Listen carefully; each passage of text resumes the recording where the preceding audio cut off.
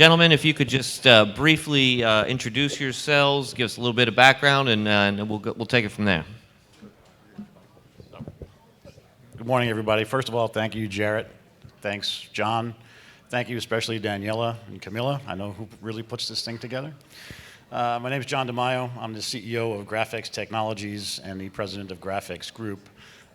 Background-wise, I'm a civil engineer at Cornell. I've been, long story short, in the energy transition space long before it was called that.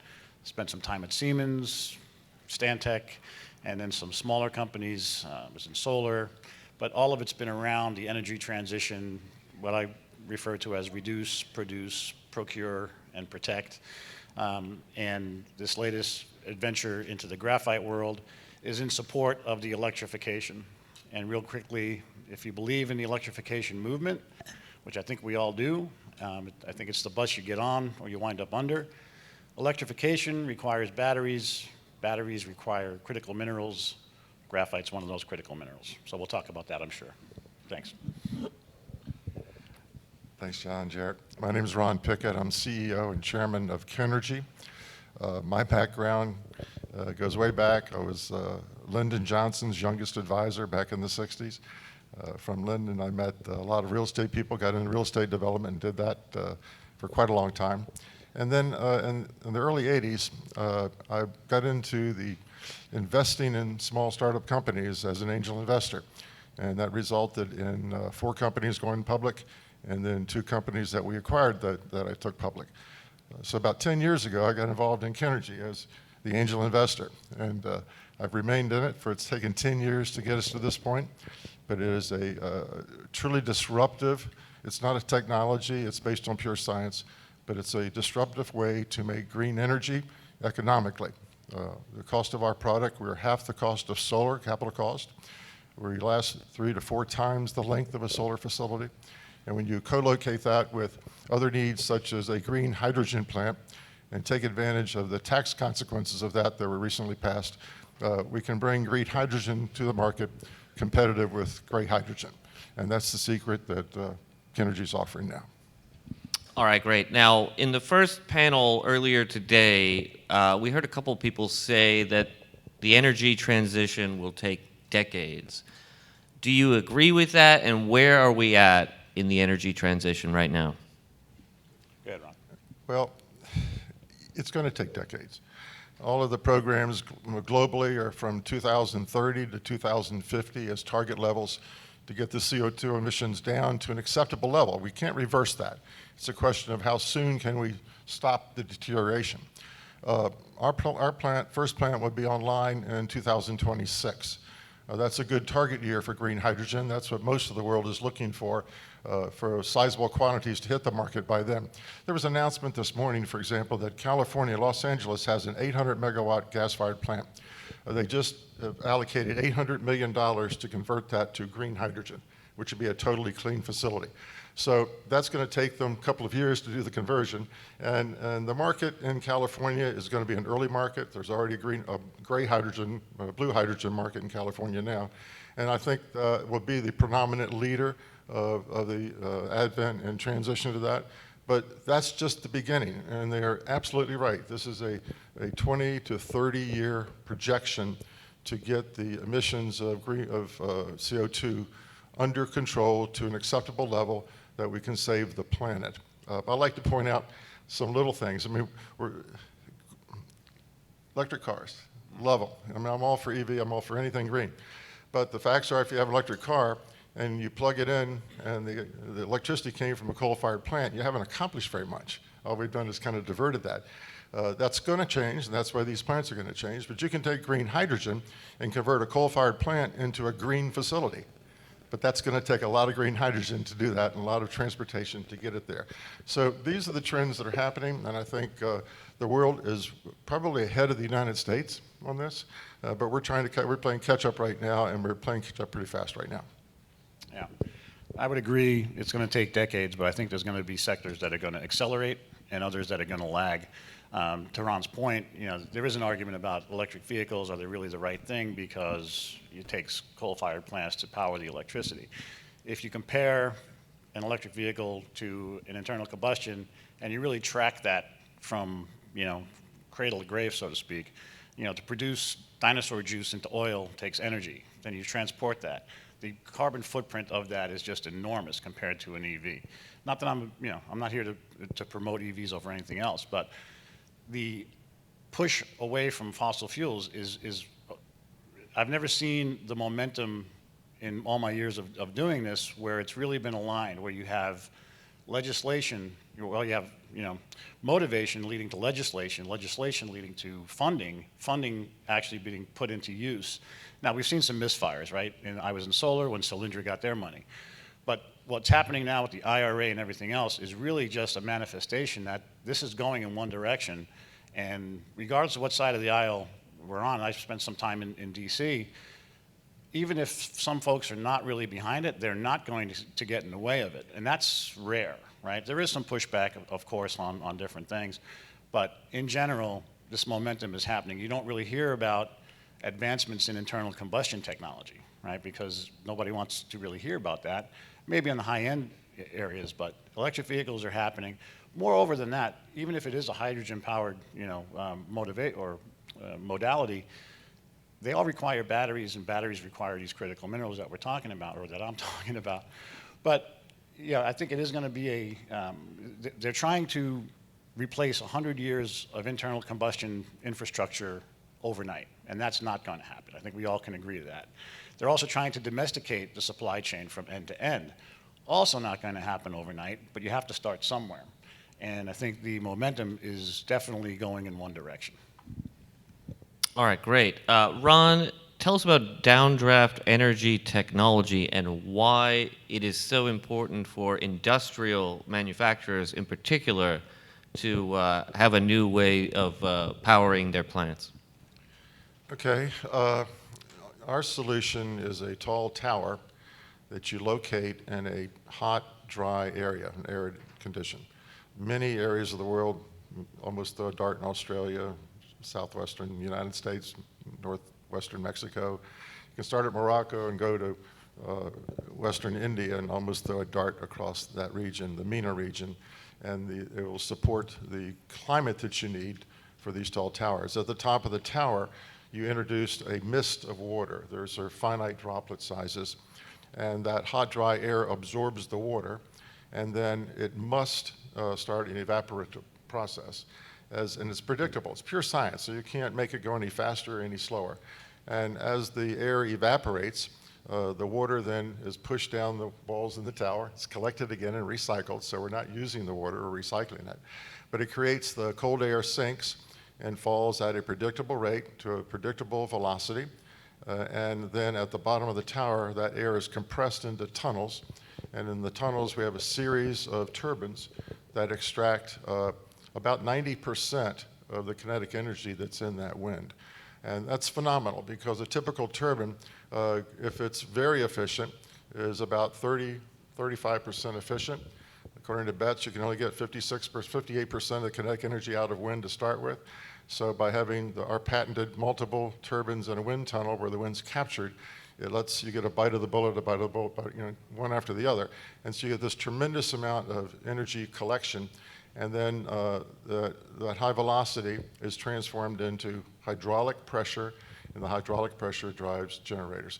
There's nothing new here. Everything is proven. There's no new technology. There's no magic widget. It's just the science. So if you have the science and you know where to locate the towers, you can build these things and make reliable green energy. And the interesting thing is it's 24/7. When the sun sets, they are still hot. Until about midnight, 1 o'clock in the morning, we have plenty of hot air to keep making plenty of energy. So that storage thing that we need right now to augment solar from sunset to 9 o'clock at night, we don't worry about that. We've got that covered with the tower. It does diminish in the wintertime from midnight down till sun rises, but it still makes power at its lowest point, 75 megawatts. So it's a huge, huge breakthrough. It's very disruptive, and it's very, very economical. All right, great. And John, if you could perhaps tell us about graphite, for those of us who don't know, and how it is used in EV batteries.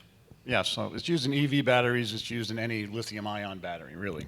So energy storage, and primarily in EVs, that's the highest and best use. So first of all, Graphex, the company that I lead, we've been in commercial operation for 10 years, and we produce about 10,000 metric tons of graphite, refined graphite, for use in these batteries. We are, and I think why I'm here is because we are leading an expansion, from Asia into the U.S., North America, and beyond.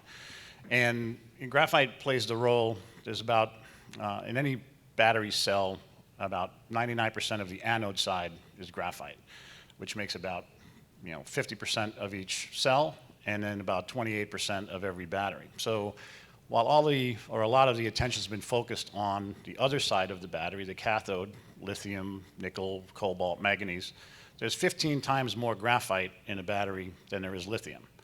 It's kind of the unsung working man inside the battery. It does its job, it's stable, it's neutral, it's natural, and it is in fact recyclable, not necessarily into another battery, but into lubricants and coatings. So it does its work, and it kind of goes unnoticed for a large part, but it is a critical mineral on the path. So when I mentioned before that we are trying to create end-to-end supply chain in the U.S., we've kind of done it a little bit backwards. We've started with the automakers, projecting EVs, and then you see a lot of gigafactories announced for making the batteries. Now what's needed is the upstream and midstream. We operate in the midstream. We don't do the mining, we do the refining.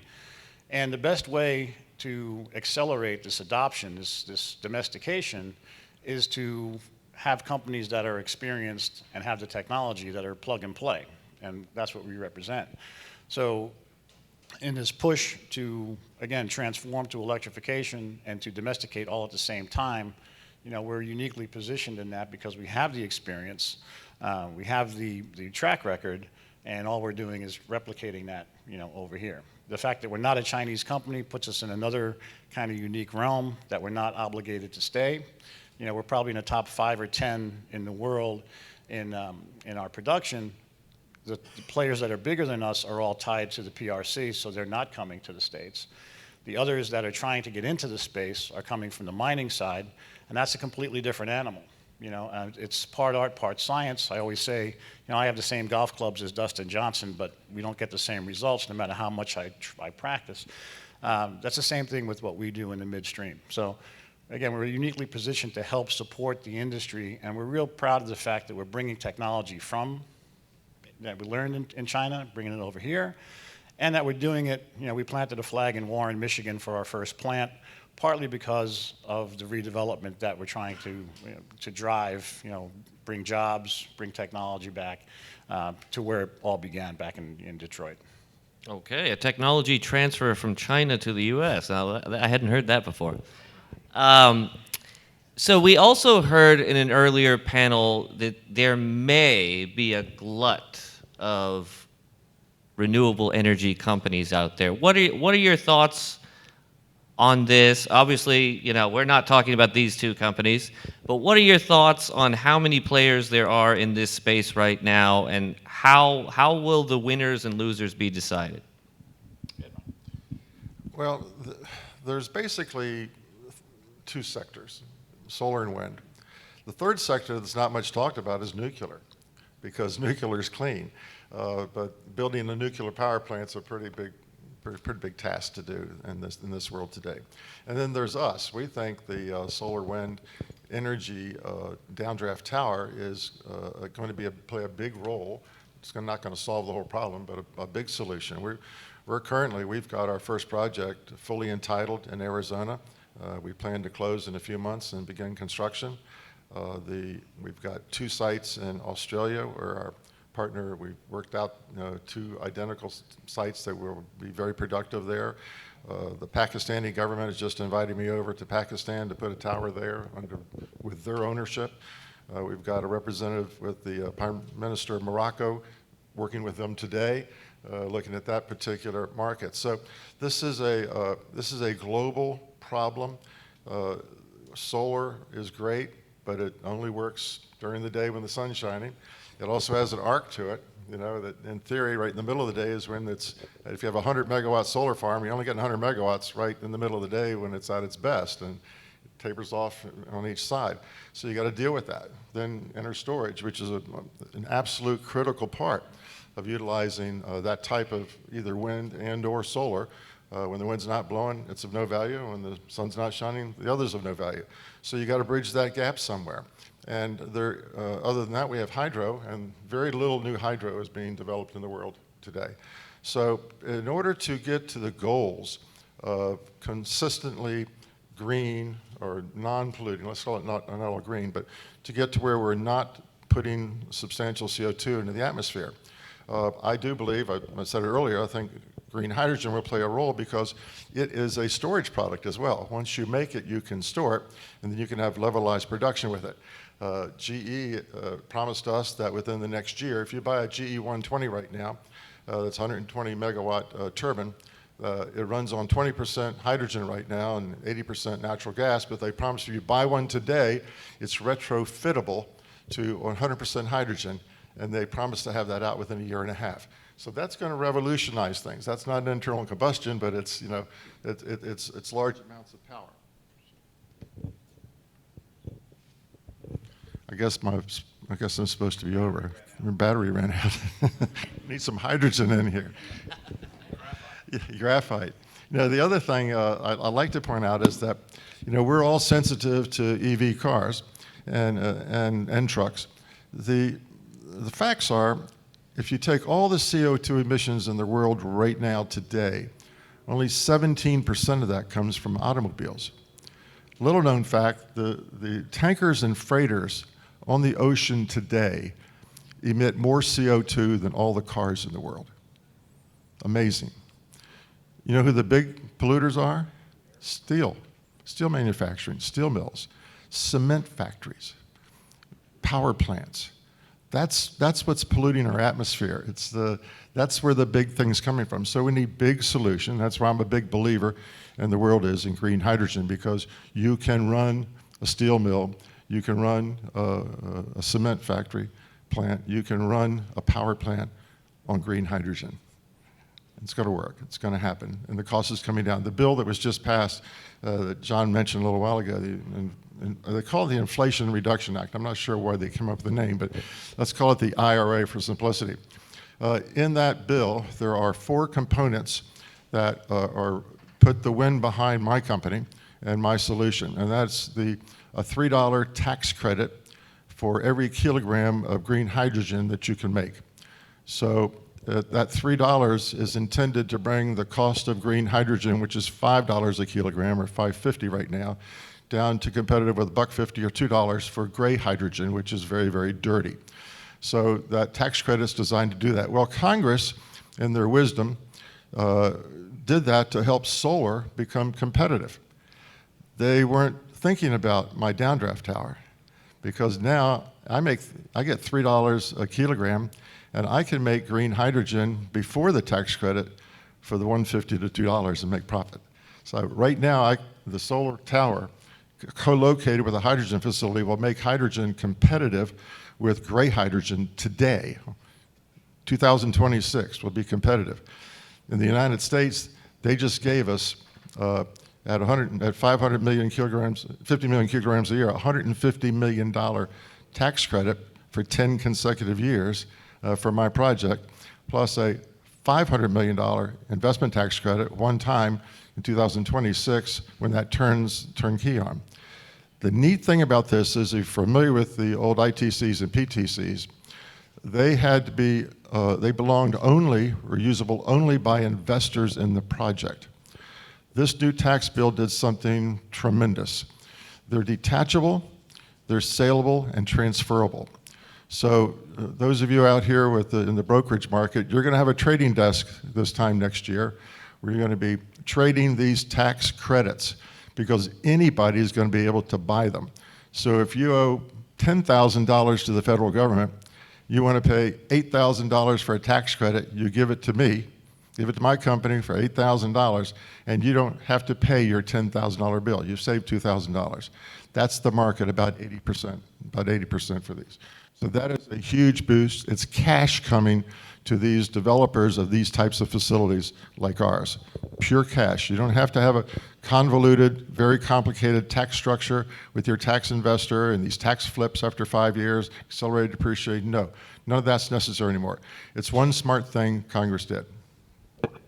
Great. John, you want to weigh in? Yeah, but as always, it's going to be an all of the above approach. Not one technology is going to overtake any other. I think the amount of power that's required is mind-boggling. So whether it's hydrogen, EVs, wind, solar, it's got to be all of the above. It's got to have battery storage. Again, I'm not plugging that because of graphite, but it all has to have the ability to even it out, to take it, the shave peaks, to store what can be produced at on an ongoing basis, whether it's peak or not. So it's going to be an all of the above approach. And I think it's always, well, not always, but a lot of times it's driven by incentivization from the government. And that, the IRA was a boon for our company as well and for a lot of others. I think that's going to have to continue if we really are going to commit to moving away from fossil fuel. So again, all of the above, I think there's room for a lot of companies. There will be some consolidation in all of the different sectors, wind, solar, et cetera. We're seeing it to some degree even in the EV space. But again, all of the above. All right. We'll open the floor to any questions from the audience. Yes. Should I shout it out? I'll bring the mic.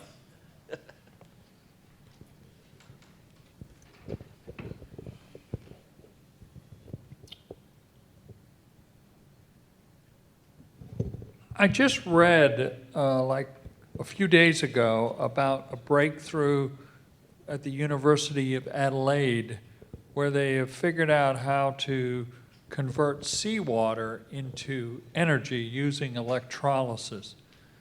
How does that impact? Is that a new entrant to the marketplace potentially? I read the same. That's, the need for potable water is tremendous. I mean, we don't feel it here in this country, but in the developing nations, and it's essential for their existence. And so that's what that's for. I read the same article. It's a very small amount of water that's being generated initially, but I'm sure, like anything else, we'll see a lot of progress over the years for that.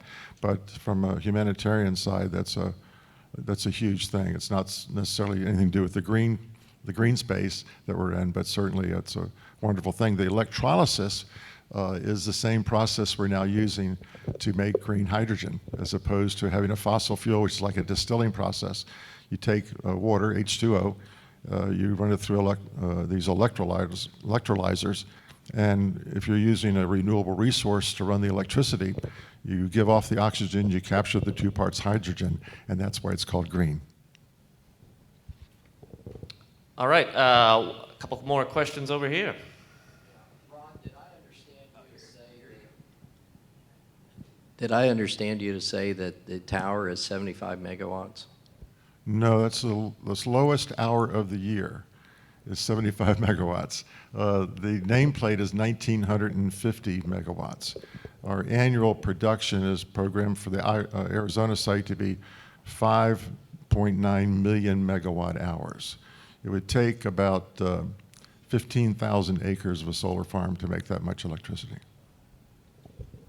How much land is your product? We have a 640-acre site. My facility for the tower covers 120 acres of it. That's with all the outbuildings, the repair facilities, et cetera. And then the green hydrogen plant sits on about 75 acres. And we have a green steel mill that's going to sit on about 40 acres, 50 acres. What's your CapEx for that project? $2.8 billion. All right. We have one more question over there. Yeah, thank you. Technology has really come a long way, but there are still constraints. You can only store so much electricity per cubic foot or per dollar. Given that so much green energy relies on this storage issue, are these goals realistic with the current technology, or are we banking on leaps and bounds improvement in battery technology? Yeah, I think the industry is focused on what's available today. Lithium-ion batteries started in about the 70s. So they're really, not that they're peaking, but they're pretty much at their most advanced to date, obviously. There's always R&D going on, right? So, silicon being used as an anode. You hear about silicon potentially replacing graphite. Problem with silicon is it expands to 4 times its size, right, and changes its morphology and has a shelf life. Other than that, it's perfect, right? So there are advancements that are being looked at, optimization of the battery tech on a constant basis. But I think let me go back to when I was in solar. Solar panels are about 20% efficient, 19 to 23. We always thought, this was 15 years ago, that somebody was going to have a breakthrough and it was going to be 50, 75% efficient. It hasn't happened yet, right? And in the battery world, in the EV world in particular, there's so much at stake as far as safety and whatnot that they're going to stick with what they know, and the advancements are going to be gradual. So, the battery technologies that we see today are probably going to be the battery technologies that we see for the next 10 or 15 years at least. There will be improvements in that, in energy density, in fast charging, et cetera. And they're constantly, when I say they, the battery engineers at all these companies are constantly reviewing configurations of particle sizes, et cetera, just all of the really geek speak. But the short answer is it's going to stay the same for, relatively the same for the next decade or so. Okay, we'll wrap up this panel. My thanks to John and Ron.